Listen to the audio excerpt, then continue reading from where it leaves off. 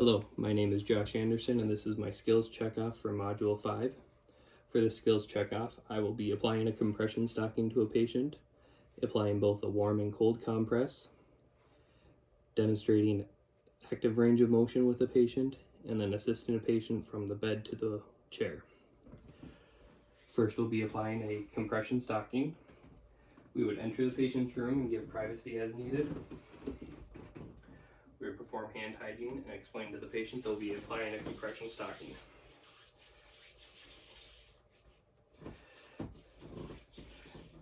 To prep the compression stocking, what you're going to want to do is put your hand inside the compression stocking, grabbing the toe of the compression stocking. You want to roll the compression stocking inside out,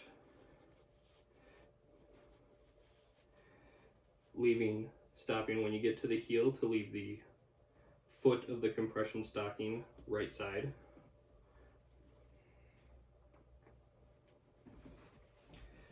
You would then uncover the limbs that you would need. To start with, we will take and uncover the patient's right leg.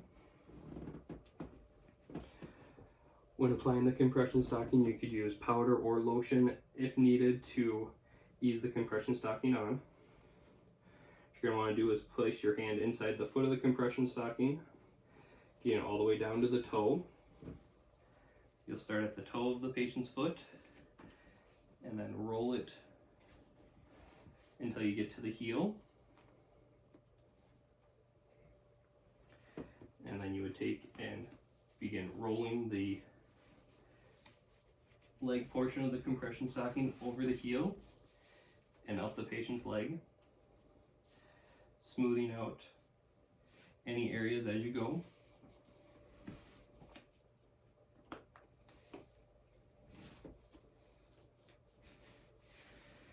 You want to make sure there's no wrinkles in the compression stocking.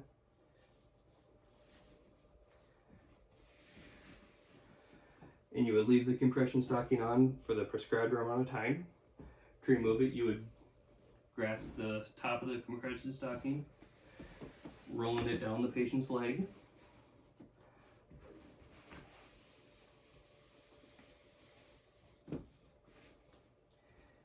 Until you got to the foot of the patient, and then you would again grab the top and slowly work it off the patient's foot. You would recover the patient and ensure that they are in a comfortable position.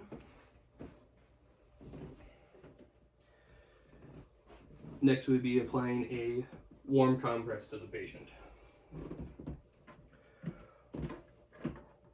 For a warm compress, you could either get warm water or a water warming device. You would check either the temperature on the temperature gauge of the water, or you could use the inside of your hand to ensure that the water is not too hot. You would place your compress into the water.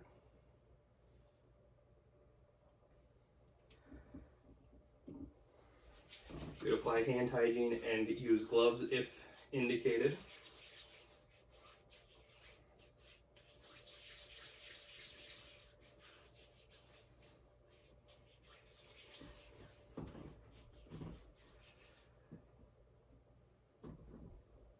We would be applying the warm compress to the patient's right shoulder. We're going to only expose the area that we need. We would wring out any extra moisture on the warm compress.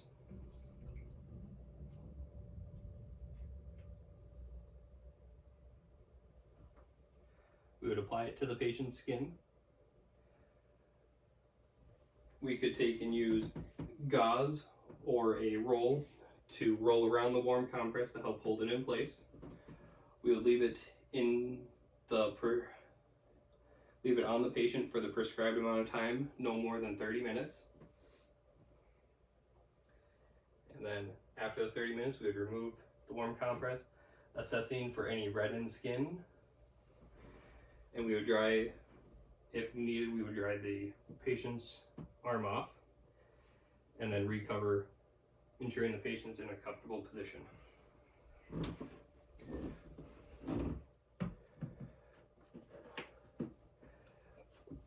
For applying a cold compress, again, we would be doing this on the patient's upper right arm. You could either get a snap ice pack as needed, or get an ice bag that you would fill with ice cubes.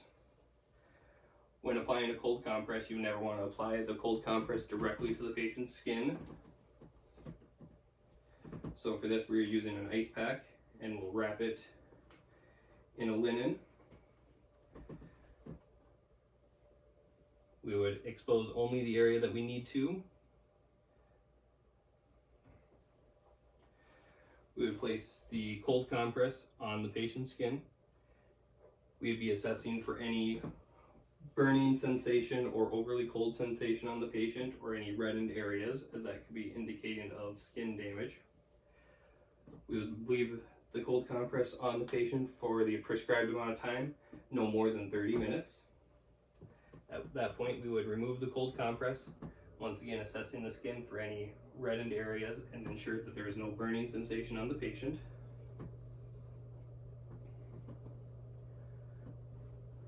Ensure the patient is in a comfortable position when we leave.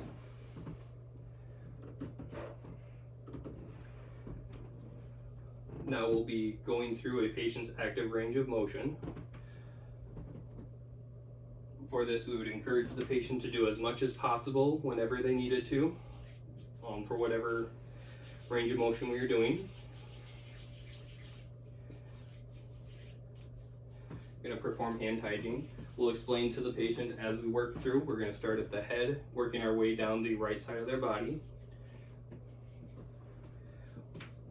We will assist the patient in removing the pillow from behind their head.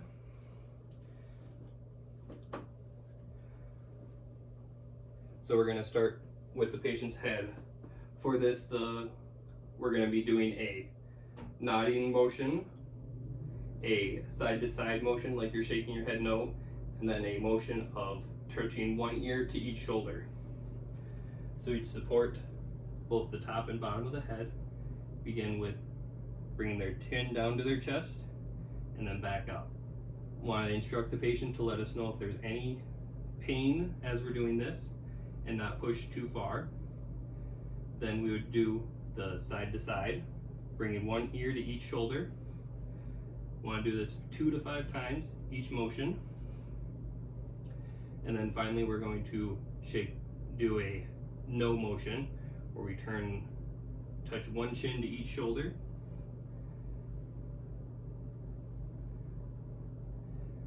After this, we could place the pillow back behind the patient's head. Then we're going to be beginning with our arms. For the arms, you're going to do range of motion in the shoulders, elbows, wrists, and fingers. So we'll bring one arm out at a time, leaving all the other covered. We're going to support at both the wrist and the elbow. We're going to raise the arm up as high as we can for the patient over their head and bring it back down. Then we're going to work on lateral range of motion. So we're going to support the arm, we're going to bring the patient, bring it out, and then bring it back as medial to the body as possible.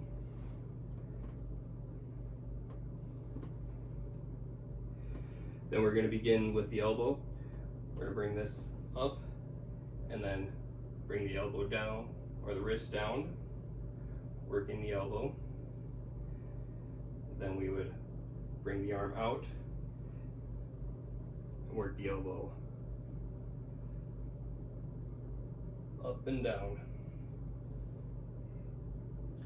For the wrist, we're going to take and want to go in a up and down motion, as well as a side to side motion, and then do complete circles. For our fingers, we're going to want to take and work each finger, opening it up and then closing.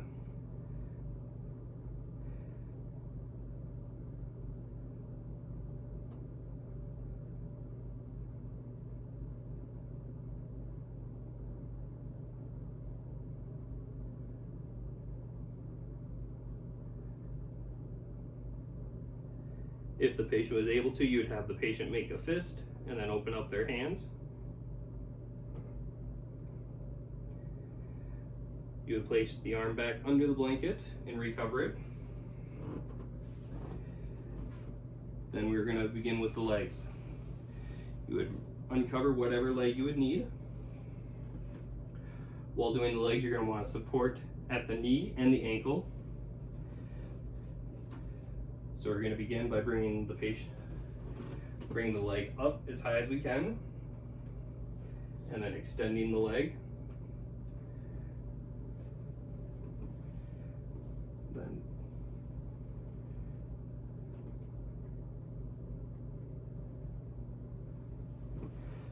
we'll want to help bring the leg as lateral as possible, and then back medial to the body.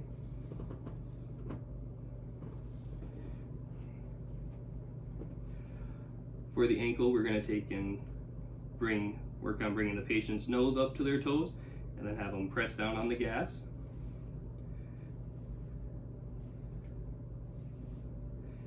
And then we're going to roll the ankle around. Then we're just going to take and curl the patient's toes and straighten them back out.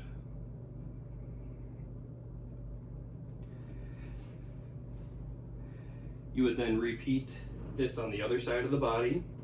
This is going to help a patient that is unable to move keep their range of motion while they're in bed.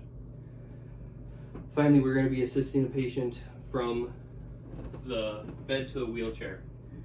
You're going to take and perform hand hygiene, and for this you're going to want to use a gait belt.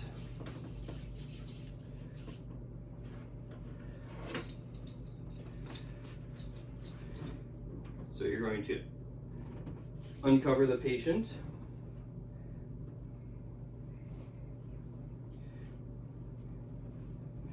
You're going to assist the patient into a sitting position. So you'll have them take and bring their legs over the bed, and then you'll assist them in sitting up. You'll want to pause here to make sure the patient gets their bearings. We would then apply a gait belt to the patient. For the gait belt, you're going to want to apply it to just above the patient's stomach.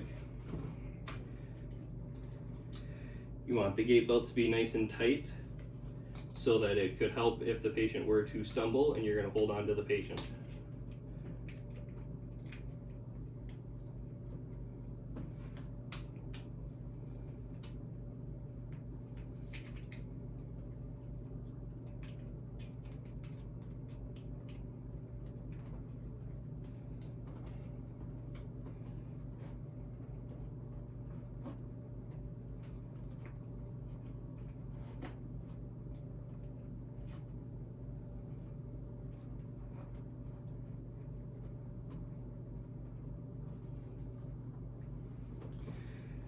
You would have a chair available for the patient to sit in.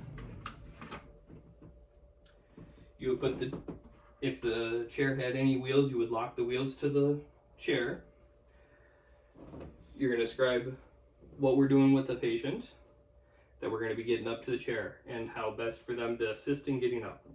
So we're going to want the patient to put their arms at the side of the bed. We want both their feet flat on the floor. You would make sure the patient had any no slick stockings on, and you'd want to put your foot right in front of the feet of the patient. You would walk the patient that on the count of 3, we're going to take and lean forward, and we're going to push up with our hands to get to a standing position. We're going to turn 90 degrees to sit in the chair. We're going to want to wait until they feel the chair against the back of their legs. And then they would use their hand, if the chair had an arm, use their hands to get on the arm, and then slowly lower themselves to the chair. While we're doing this, we're going to hold on to the gait belt and stand to the side and behind the patient. Okay, so on the count of 3, we're going to stand up, lean forward, and push up with your hands. 1, 2, 3. Once we get the patient standing, we're going to wait for a couple minutes, let them get their bearings. Instruct the patient to take a couple of steps forward. And then we're going to have the patient turn so that their back is to the chair.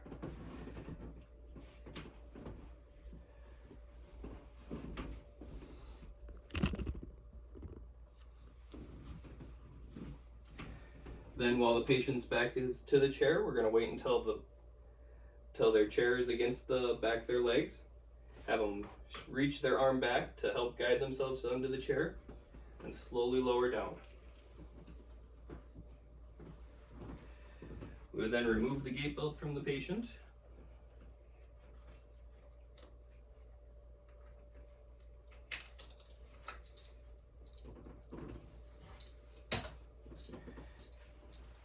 And ensure that the patient is comfortable in the chair with their call aid accessible.